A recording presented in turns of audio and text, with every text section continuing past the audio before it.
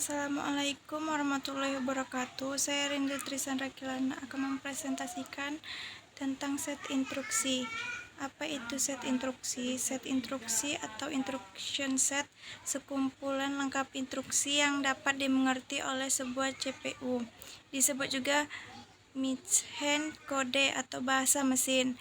Aslinya juga berbentuk biner, bahasa assembly.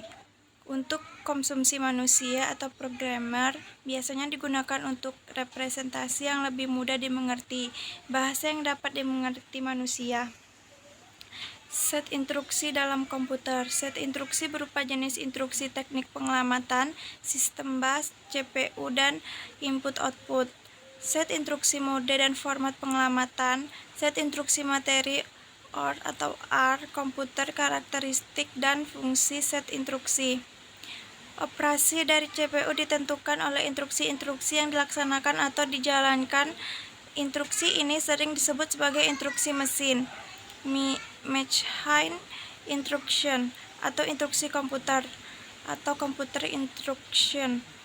Kumpulan dari instruksi-instruksi yang berbeda yang dapat dijalankan oleh CPU disebut set instruksi atau instruction set. Elemen-elemen instruksi mesin atau set instruksi. Operation kode menentukan operasi yang akan dilaksanakan. Source operand reference merupakan input bagi operasi yang akan dilaksanakan.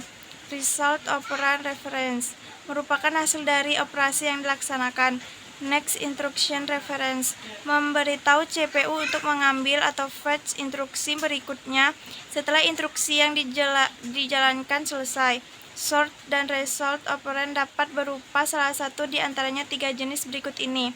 1. Main or virtual memory. 2. CPU register. 3. Input-output device. Jenis-jenis operand. Address atau akan dibahas pada addressing mode. Numbers, integer of fixed point, floating point, decimal. Karakter ASCII, ABCDIC. Logical data. Bila data berbentuk binary 0 dan 1. Operand dalam operasi. Melihat dari operasi, operand suatu operasi dapat berada di salah satu dari ketiga daerah berikut. Memori utama atau memori virtual, register CPU, perangkat input-output. Operand dari operasi. Format instruksi. Opkode atau alamat. Kode operasi direpresentasikan dengan singkatan-singkatan yang dibuat mnemonic. Mnemonic mengidentifikasikan suatu operasi bagi CPU.